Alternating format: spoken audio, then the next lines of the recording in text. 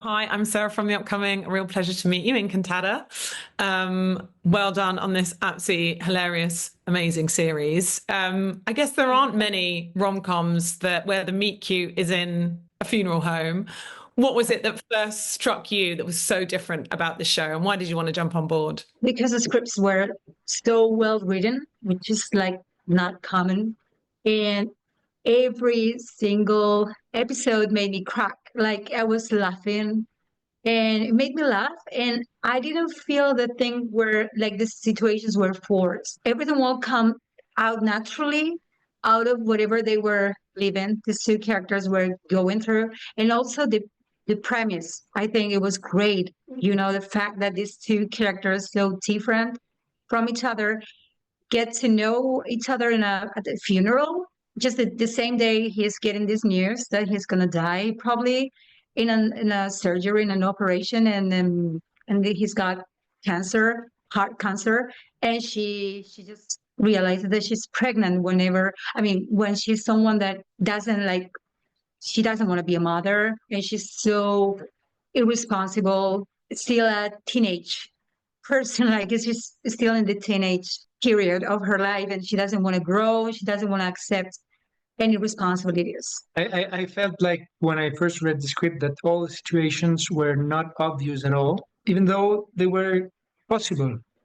But sometimes you fall in love in a funerary of a friend. I mean, it could be, but it's not obvious when you read a script. Usually the situation are a little bit obvious, a little logical. And life has this non-logical sense of developing that was that the script has these things that sometimes things happen in a place where you don't know and you can't control. And these two simultaneous things, this dramatic sense and this dramatic way of develop the two characters, and we wanted to do a comedy. These two things make it so interesting to do and so risky and so alive. It was a really nice rodaje, ¿cómo se dice? Shooting. Shooting. Gracias. It was a really nice shooting in terms of energy, really alive moments and a lot of improvisation. And I think a lot of the humor and the relatability arises from the fact that, you know, people's lives and people's love stories aren't usually smooth. It sort of leaves in sort of the messy, chaotic bits, the things that are awkward, the fact that, you know, it shouldn't be funny when you're going through heartbreak or you're at a funeral, but sometimes it is. Did you have a favorite scene in that sense, one that was the most funny, or a moment of improvisation that was great? I had one that I couldn't roll at all. It was impossible. When I meet her family, I don't know if you've seen that.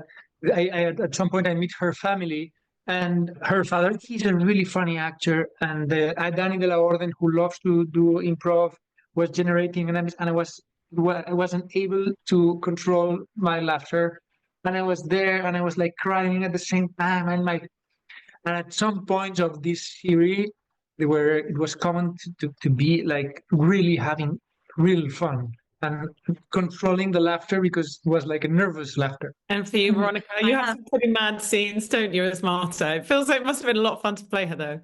Oh, yeah, absolutely. I mean, I have one of my favorite ones is when she's back she goes to her sister's. She's doing the baby shower, at the baby shower. And she didn't invited her. So she finds out and she's there trying to hang out with the other pregnant ladies and you know, this, I don't want to do spoilers, but I think that scene is so funny.